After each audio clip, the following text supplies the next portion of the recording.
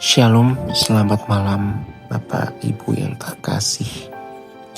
Ketika bicara tentang pelayanan, banyak pendeta atau gereja yang mengatakan bahwa kita harus pelayanan di gereja. Kalian harus menjadi pelayan-pelayan yang melayani di gereja ini.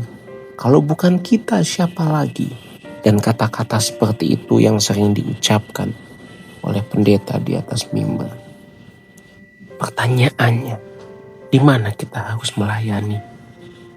Kalau kita mau melihat contoh Tuhan Yesus, Yesus sendiri adalah pengajar, guru atau rabi orang Yahudi pada waktu itu. Apakah Tuhan Yesus melayani di bait Allah? Berapa banyak Tuhan Yesus selama di dunia ini sebagai manusia dia melayani ibadah di bait Allah? Tentu tidak, karena dia bukan orang Lewi. Dia orang dari suku Yehuda. Dia tidak bisa menjadi imam. Lalu di mana pelayanan Tuhan Yesus?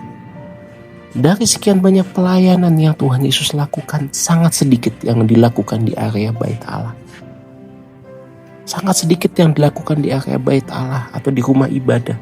Kebanyakan pelayanannya dilakukan di luar, di pinggir danau Galilea, di desa-desa, kampung-kampung atau pinggir kota, di atas bukit. Kita lihat Paulus orang Yahudi, dia anggota mahkamah agama pada waktu itu. Dia tahu persis bagaimana tata cara ibadah orang Yahudi. Ketika ia bertobat dan menjadi seorang Kristen, di mana Paulus melayani? Ketika Paulus datang ke kota yang baru, dia akan datang ke rumah ibadat. Dia memberitakan, mengabarkan tentang kerajaan Allah, tentang Yesus Kristus. Betul, tetapi apakah selalu di situ? Paulus, kalau kita lihat kehidupan Paulus yang ditulis di kitab para rasul maupun kitab-kitab lain di Perjanjian Baru, dia banyak di luar dari rumah ibadat itu. Terkadang dia ketemu orang di mana, di rumah, di lantai 3, di pasar, dimanapun dia berada. Jadi pelayanan harus di mana? Jawaban saya singkat. Pelayanan harus dilakukan dimanapun kita berada. Karena pelayanan yang sejati tidak hanya terbatas pada tembok gereja. Betul bahwa kita harus mengambil bagian dalam pelayanan di gereja. Karena gereja juga penting. Kita juga tertanam dan bertumbuh di sana. Tetapi kalau kita hanya membatasi pelayan di tembok gereja, kita lupa bahwa di luar tembok gereja itu pun juga pelayanan. Justru ibadah-ibadah, acara-acara di dalam gereja seharusnya menjadi cara untuk memberikan bekal atau briefing sebelum kita diutus ke tengah-tengah masyarakat. Yesus berkata bahwa aku mengutus engkau seperti domba yang diutus ke tengah-tengah serigala.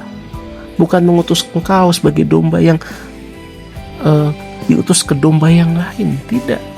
Tentu ketika domba-domba itu berkumpul dan mendengarkan sang gembala kita, mendengarkan firman, mendengarkan suara Tuhan di gereja, kita berkumpul bersama. Tetapi sehabis itu harusnya kita diutus, harusnya kita keluar.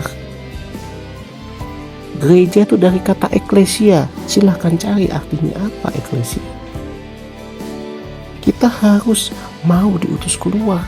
Pelayanan penting, tapi jangan hanya fokus pelayanan, fokus ke dalam. Kita melayani di gereja supaya kita bisa mempersiapkan orang lain yang datang ke ibadah itu, yang datang ke suatu acara di gereja untuk siap keluar dan melayani di luar. Jadi pelayanan dimanapun kita berada.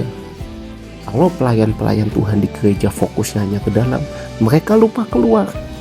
Padahal dari sekian banyak waktu kita, 24 jam sehari, 7 hari seminggu, 30 hari sebulan, berapa banyak waktu kita yang di dalam gereja dan berapa banyak waktu kita yang di luar gereja. Mari kita introspeksi. Kalau selama ini kita salah, kita bertobat. dan kita perbaiki supaya kedepannya lebih baik lagi. Amin. Tuhan Yesus memberkati.